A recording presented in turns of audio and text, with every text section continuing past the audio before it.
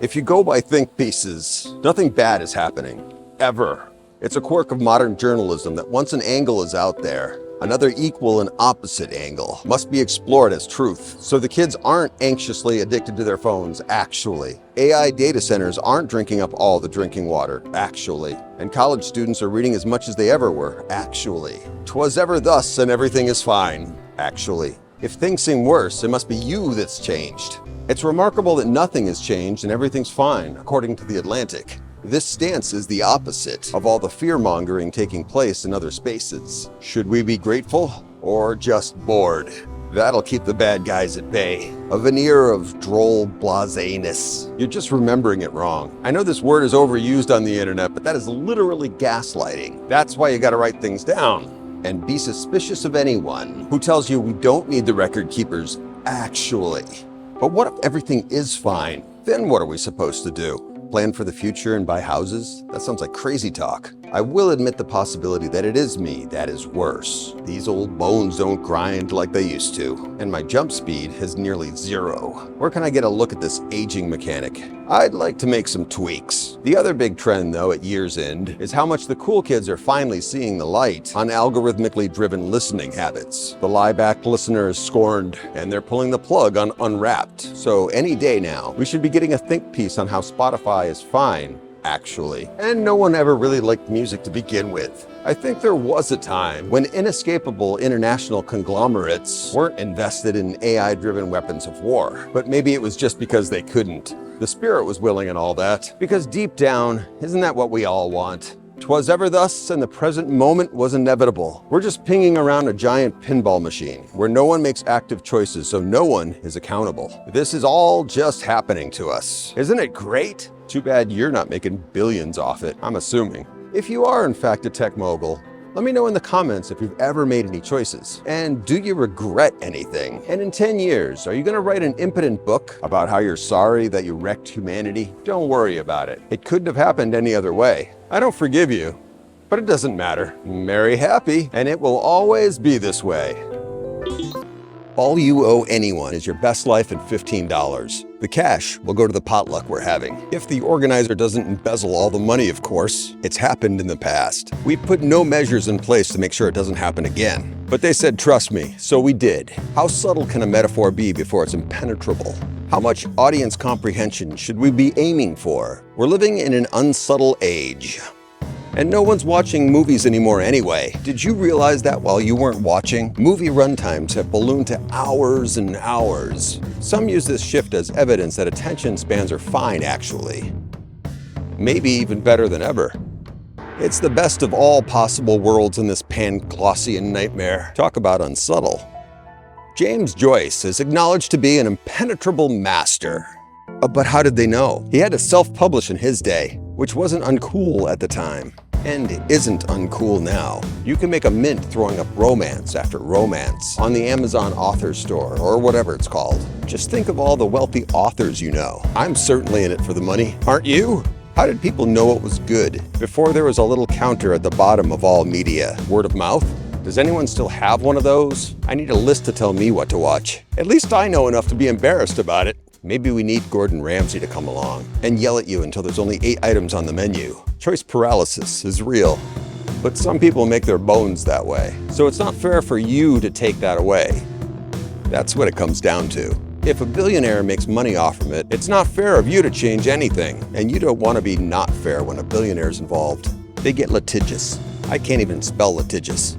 And in my schooling, all they taught me was work hard and the market will take care of you. I didn't work hard either, so here we are. But everyone has to be somewhere. That's how existence works. I'd like to be in an easy chair stuffed to the gills with pastries and cakes. Me, not the chair. A cake-stuffed chair would be ridiculous. The market would never bear such a thing. And markets were meant to be free. And information was meant to be mine.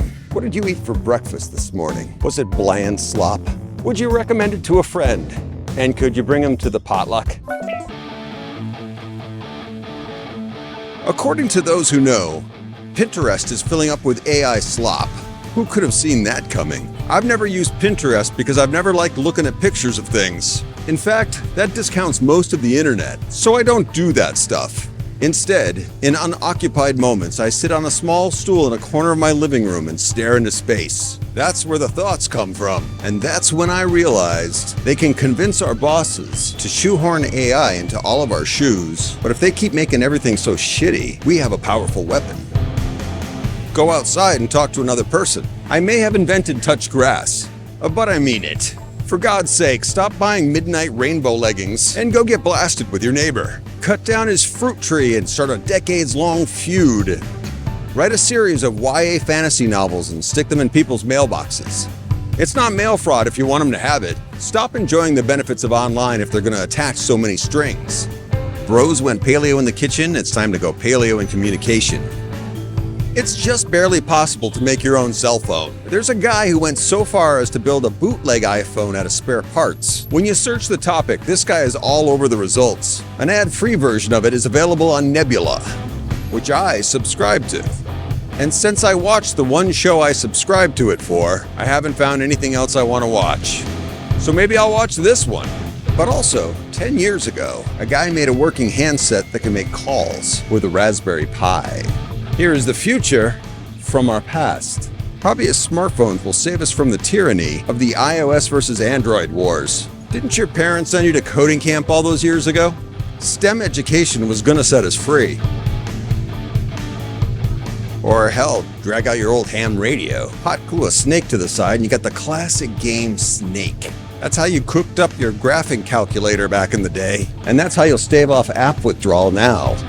Never forget, with collective action, people have the power. And if we want tech companies to stop making profits off from scans of my faces, we're gonna need to organize. Convince your nephew to put down the roadblocks and pick up anything else. Another incoherent social movement brought to you by I haven't had breakfast yet.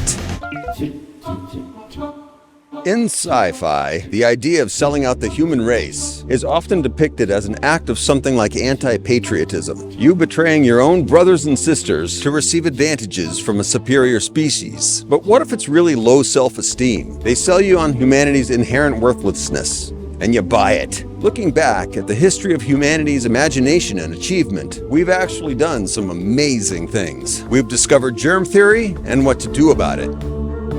We've built amazing structures and lived in them. We've even fed a corpus of knowledge to a series of electrons and let it suck up to us and occasionally tell us bald-faced lies. These weren't flukes of one impossibly great mind, receiving knowledge that was out of reach to anyone else. At least two people invented calculus at the same time. And then other people knew what to do with that calculus, and we eventually put a man on the moon. In 2026, I believe in humans. Maybe that seems like a bad bet, given all the evidence supporting an Ultron-like purge of Homo sapiens, or at least throwing a large amount of us into the sea. But wait, in 2026, I support C-Lab 2021. Mysteries await at the bottom of the ocean. I hear there's a beautiful necklace down there, but valuable jewelry or no, don't let them make you feel small. Don't let them tell you that you're too dumb or evil, or whatever they're telling you to scare you into their narrative of life. We as a species invented marble racing and nacho cheese. That orange would never be found in nature. That's pure humanity, baby. Remember that it's always a sales pitch. And what they're selling is undefined, but step 3 is profit. And step 4 is something impossible that they can't deliver. Artificial general intelligence is not a defined goal. It's just the mice from Hitchhiker's Guide throwing up their hands and going, I don't know, life, the universe, everything. But fortunately, we already read those books and understood them. We know the answer is 42. We can move on and put more of us on the task of teaching reading comprehension. Go hang out with some PhDs. And you'll find a lot of them have some very specialized knowledge of something kind of boring that might change the world a little bit. An idea for how to analyze rice casings, to breed a strain with higher protein content and minimal effort. And then food is a little more food. You don't need to be replaced by a problem-solving robot with 13 PhDs. You just need to keep dreaming and thinking and looking for that thing that makes you. Put that out into the world and celebrate our shared humanity. That's what I'm gonna do with my 2026. What are you gonna do?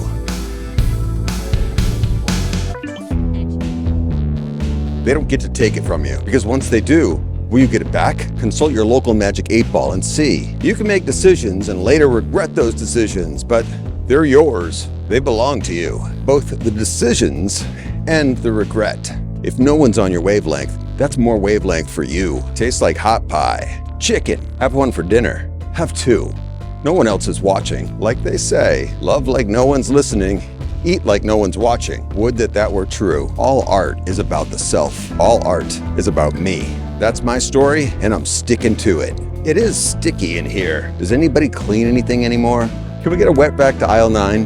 When a problem comes along, gather all your information and make a list, and then throw out that list and make a pop song. If it doesn't chart, you failed, so there's a lot riding on this. Let it ride. Giacomo Canyon is down to win in the 5th. That's what all the papers are saying. Nobody else has heard of Kiss Me Kate, so it's a real surprise to encounter it in the wild. Brush up your Shakespeare, because you can always confound a gangster by offering him a part in your next project. That's how the theater works, kid. You've got something magic, and we'd like to have it. Put on this rehearsal skirt and give it a twirl. Is this going to go? There's only one way to find out. Fall on your face in front of tens of people. That's the way you do it. And then watch the money for nothing pour on in. The chips are free, so have as many as you want. Can I get you anything else? Coffee? Tea? Orange soda? These are the choices. It's weird in here. Not everyone responds to weird, so go get other people who do. That was the original promise of the internet. And then we standardized weird.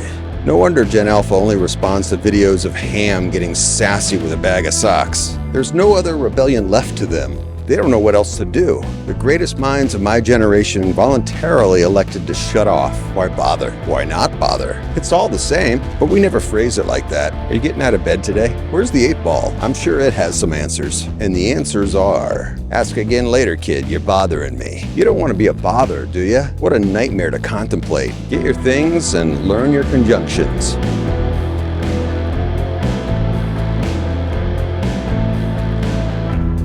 Ready? You have to spend your days somehow. Your nights, too. You can't just park yourself in a closet and power down. Unless you're one of our robot viewers. In which case, 101101. I've been taking binary greetings at the Adult Learning Extension. It's an interesting course, but they're not teaching us any of the curse words. Maybe that's 201 level vocabulary. Knowledge itself is free, but the transmission of knowledge takes work, whether it's teaching a class or writing a book, and the good fools at Wikipedia will document their knowledge for free as a secondary source. But no one's written a whole ass book for free, except for the millions of aspiring hopefuls that are. Turns out anything you can say has some exceptions. Some beautiful genius loser who's working away with pies in their sky and caviar dreams, or not even caviar dreams, just a vision of themselves in a Barnes & Noble, hiding a copy of their novel on the shelves between Vonnegut and Varda. This person's surname starts with a V in this fantasy, but you can have any name. Most of us do. 101101. That's a little robot humor about names for robots. It doesn't translate in English, but try it. See if you like it. Put your thoughts in order and see if you can get them into someone else's head. It's a kind of exhilarating magic we have access to, and it must be innate. Not to dive too hard into the soft cheeses, but the instinct to tell and listen to stories appears in all of us. Do dogs like stories? I don't know. Go ask a dog, and then tell us all about your journey. Don't skimp on the sensory details. What breed was the dog? And how did it react to your boring personal questions about its perceptual experiences? And what emotions did you feel? Designing a study that can withstand scrutiny. The story of your study. That's science writing, my friend. We're finding out a lot of the pop science writing of the past had some fudged results, because reality is unsatisfying and non-narrative, and oftentimes the ending is,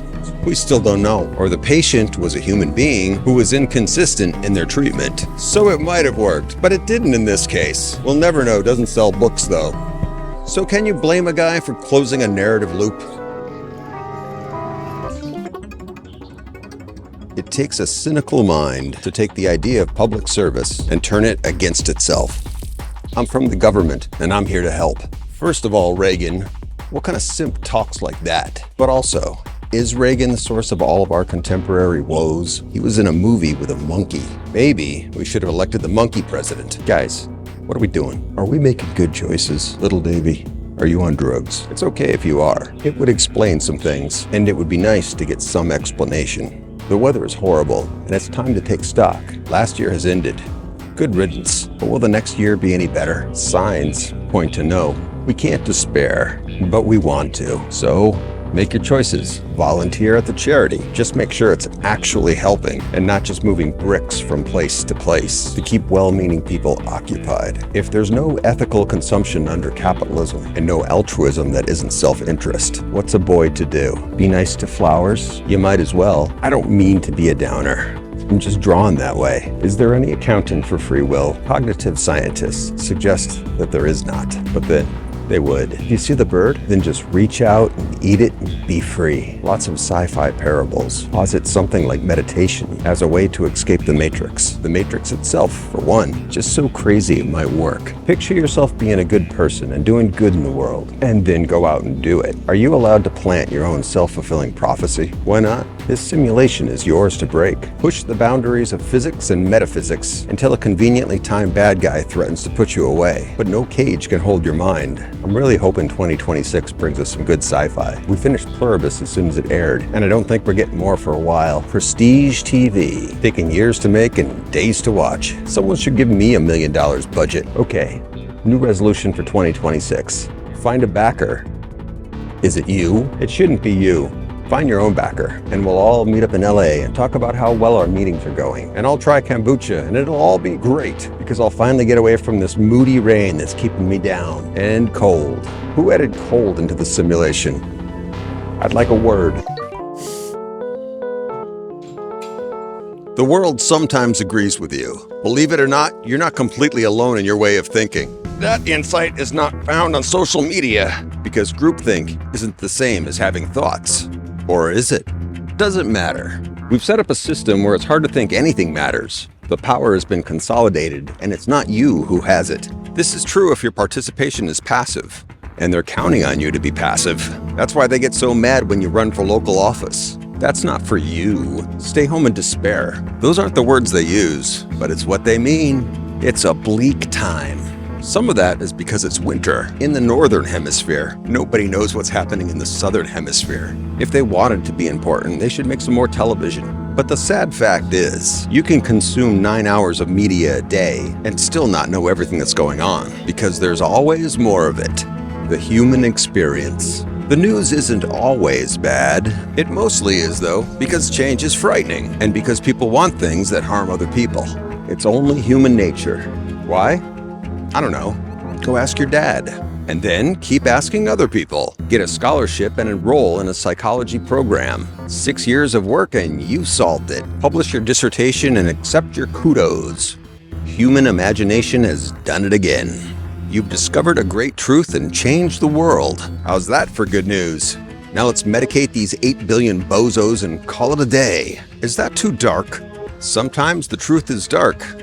Sometimes the sun rises after you've been out of bed for hours. That's the worst. You should move closer to the equator if you want longer days. It's basic physics, but you wouldn't know. You studied a soft science. You're soft.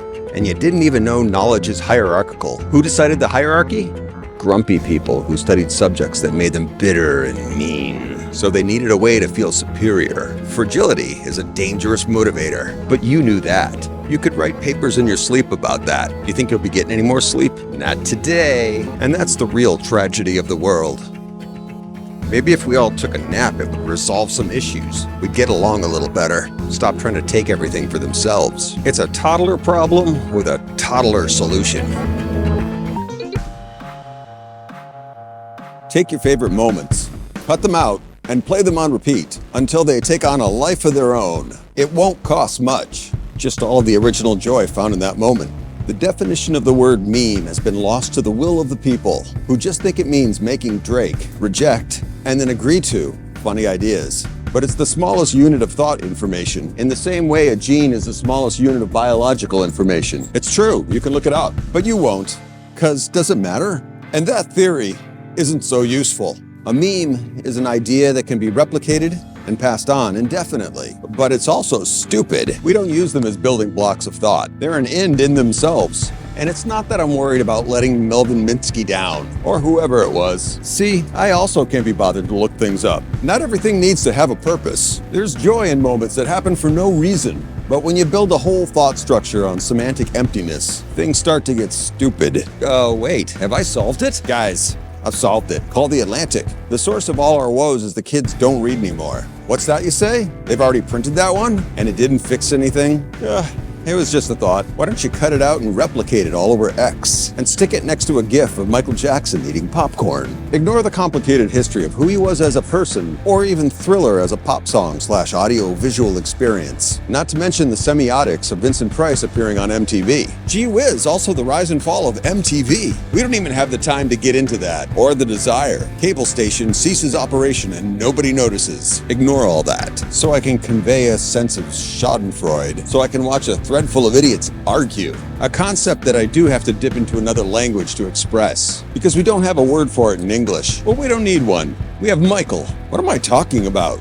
It's fine. It's just words. Sticks and stones may break my bones, but words will send me to therapy for years. Actually, so will physical abuse, so stop that. Is that okay? Your favorite TV show is not hiding the real version from you. And frankly, that's a level of paranoia that betrays real issues. And also, if you have the strength and energy to organize about this, there are about 1,000 other causes that deserve your time and attention. As fans, we deserve the right to have some say in the outcome. This is a frightening thought. No, you don't. You're perfectly free to dislike something. But if you want to participate in the act of creation, create your own damn thing. If you can't conceive of a world where fiction turns out differently from what you expected or desired, I weep for humanity's future. Failure of imagination as a phrase gets tossed around here constantly, but its failure is so thorough I don't know what else to say. Honestly, am I being trolled? That's always a possibility in this day and age. We have so little trust in our online reality that I have to consider that someone wrote and served a story calibrated perfectly to make me mad. That's pretty imaginative actually, but to what end? I'm walking around thinking, finally, I can blame kids today. What a victory. I feel terrible. I'll say it. I did not care for Stranger Things. I did not care for Ted Lasso. I did not care for Severance, and I'm okay with that. If you feel some sort of way about me not enjoying those shows, maybe you should write your congressperson or donate to a nonprofit. I'm trying to be level-headed about this, but the sheer entitlement, the unmitigated gall. I remember that phrase because my about-to-retire 5th grade teacher said it to us right before he threw someone's desk across the classroom. It's wild what sticks with you. We want to do better for the next generation, and it's easy to make fun of people who are trying to approach the world from a gentler perspective. But if we abandon all resiliency, we're not going to make it. Or worse, we will, and will be insufferable. Endure the hardships of being confronted by a different worldview. Don't excuse people who want to take rights away from other people, but experience disagreement and live through it. Get in a tussle and live to see another day. Give an old man his cane back and get off my lawn. Never forget to punch Nazis. That's not what we're talking about here. While we're at it, let's bring nuance back into schools. Learn to differentiate shades of gray.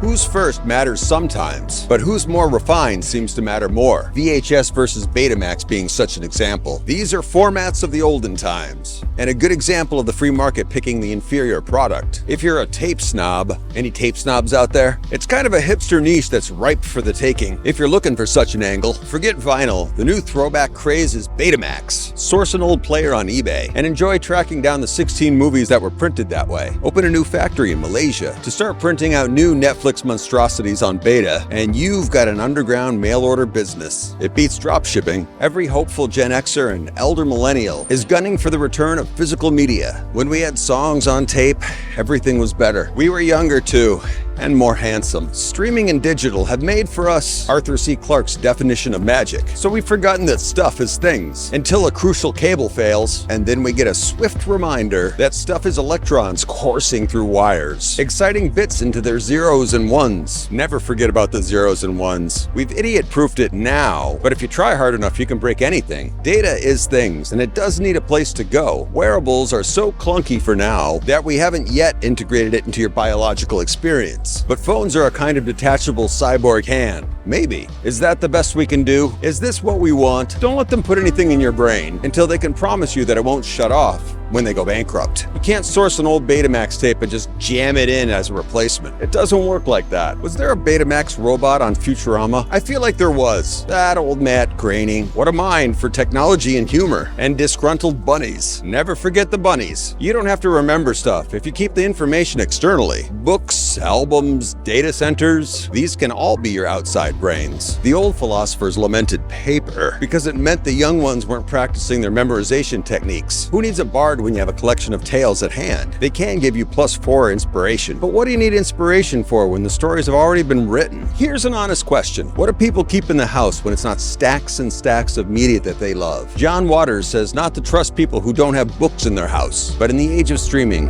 how do you know who to sleep with?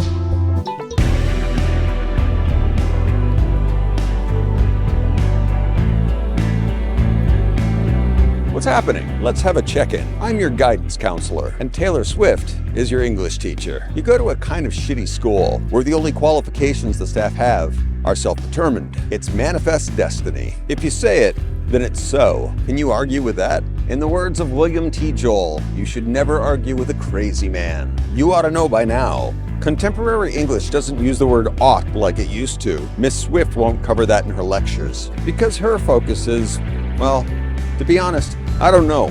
I don't approve the curriculi, but language gets older, children get bolder. I'm getting older too. I ought to be used to it by now. You never get used to the sound of your bones growing, so don't listen too hard. Knowledge can be a curse. That idea is prevalent throughout many cultures. To create longing for a time when you were innocent and pliable. It's a biblical belief that gets repackaged. Some people believe if you don't help AI slouch its way toward Bethlehem, a giant Harry Potter snake will eat you. I'm not sure how seriously people actually take that belief. I take nothing seriously. I can't imagine anyone else who does, but that's my failure of imagination. I won't burden you with that. You have to imagine your own imagery. This is not a courtroom, Courtney. You can just have your feelings and act your actions without justifying them to anyone else but your snake. There are some things you shouldn't joke about, but I haven't found them. More important, I think, is to read the room. Adjust your register to your audience. It's just entertainment. Don't you want to make it fun? But then again, it's your show. I can change the channel, and I frequently do. It's good to exercise the buttons. Make sure the signal is still traveling from here to there. You could get off the couch and check, but that's really the gym teacher's domain. I don't want to interfere. He gets grumpy. We all get grumpy.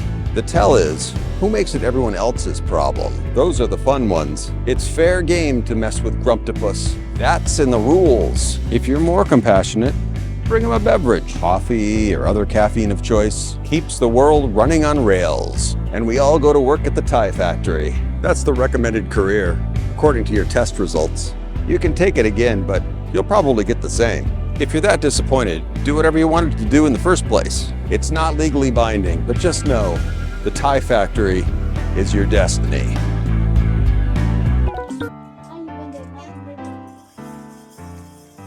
In the words of some famous guy, I am what I am. And what are you gonna do about it? Western Toilet has been called a lot of things. Cross-eyed philosopher poet, sold-out musician of the underground, failed crypto shill, some of them hurtful, some of them inaccurate, but all of them part of the story of me.